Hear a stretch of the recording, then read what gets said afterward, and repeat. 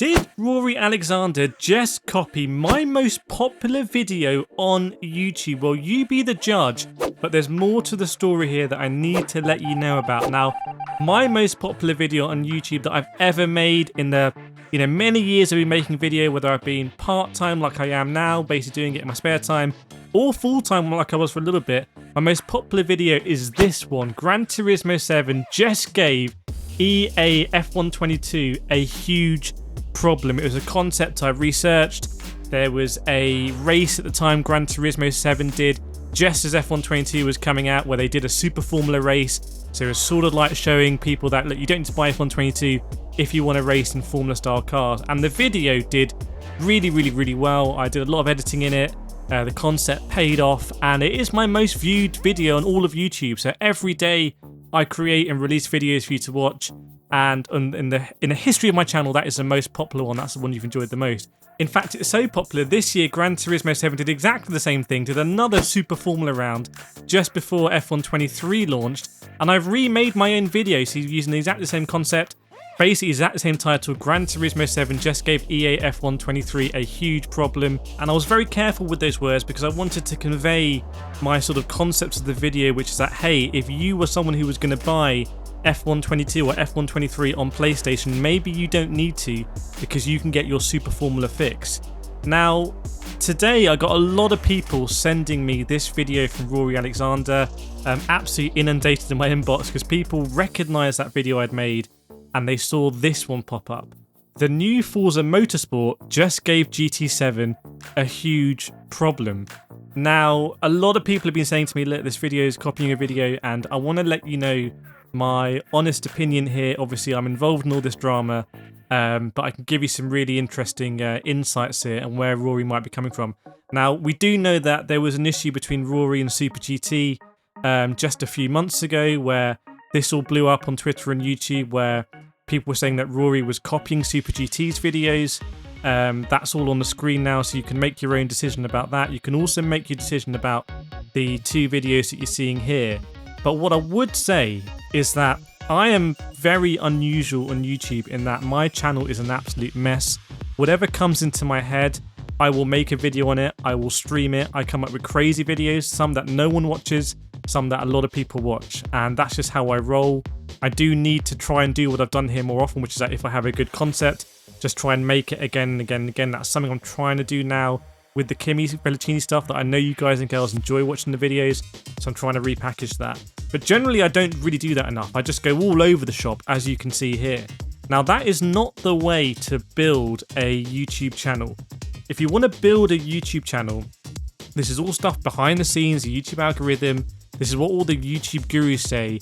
You need to stick to a formula and basically just bash out that formula. So if you want to make your channel all about dirty drivers, just do salty, dirty drivers, whatever the thing is, shameful rammers. Just do that, and that will really be rewarded by the algorithm, because it will show that video to the people that really want to watch it, and it basically won't show it to people that might not want to watch it. So I don't have an issue with Rory looking potentially at, my most popular video and being like, and Rory would work in a team. Rory has consultants behind the scenes who will be helping him concept his videos and get the maximum viewership and exposure. It's just logical to look at my channel because we are one of the most viewed sim racing channels actually on YouTube. I think we get more views a month than Rory, so it makes sense to look at our channel, what's the most popular one, and remake it, or just do a different twist on it. And that's YouTube. YouTube is about doing different twists on stuff, and that's how we all sort of evolve from each other. Everyone sort of glances across everyone else's concept. Everyone knows when someone else's video has done well, and it's a common thing when someone's video does well to try and do a bit of a different spin on it. If there's a concept that people like, then it kind of makes sense to give the viewership more of that.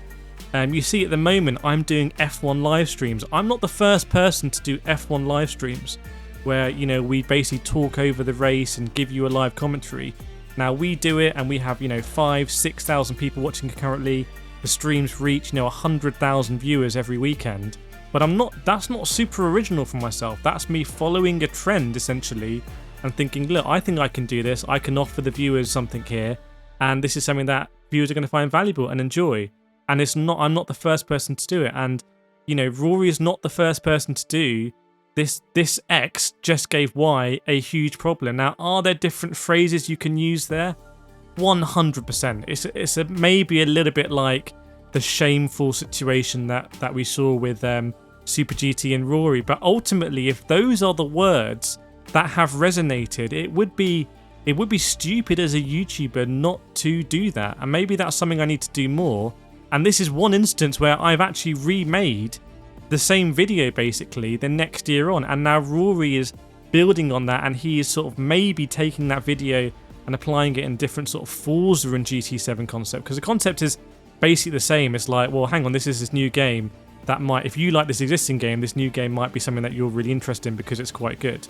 And that's what this concept is about. You let me know in the comments, by the way, do you think this is okay? Do you think it's not okay?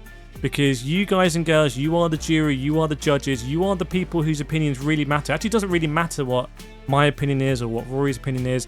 It's down to what your opinion is. Because if you guys and girls are okay with this, that sort of green lights more, let's say, leaning on content. And if you guys and girls think, actually, no, this is not okay, we need to be a bit more differentiated, and it places a little bit more value on originality. And that's really interesting for us creators to understand. And definitely for us creators that are time pressured, the easiest thing to do as a creator would be, right, okay, what are the most viewed videos that came out this week? And I'm just going to remake it with my own little twist on it. And on one perspective, you can say that's going to give people what they want to watch. On the other perspective, you could say that is just really copying. But it's difficult to know where the boundaries are. I would say, by the way, on a intellectual property sort of copyright, you know, unregistered trademark, all this basis, I don't think there's any intellectual property infringement here at all. So I want to be super clear about that. I don't think there's any intellectual property infringement. We're more talking about just originality of ideas, and you can see the angle that I'm coming at here, which might surprise you as someone who a lot of people are saying have just been copied, and just my, you know, most viewed video has just been copied. But as you can see, I don't really think it's intellectual property copying, and it's more like, where do we draw this line? What is acceptable? You could say, you know, maybe you should reach out to a creator if you want to lift one of their videos. I'm not even sure about that. I don't think that's practical. I think it's, in some ways, it's a sign of respect that your video has been, you know, so impressive in the space that other people want to remake it. Now, when it comes to sort of having a trend of doing that and what your channel is based on, I actually have different views, because I think if you want to be a content creator, creativity really is king. You have to keep your creativity sharp if you want to, you know, keep developing in the space and keep staying relevant and keep staying ahead of the curve and keep being the person that people want to copy from. So that's a slightly different conversation that we can get into. But so many of you, if you contacted me, I'd love to hear from you in the comments. What do you think about this? Do you think this is okay, or do you think it's not okay? Because I reckon there's going to be a spectrum of opinion. That's what it's all about. But there we go. Wanted to address this. So many of you have contacted me, and I will see you all next time.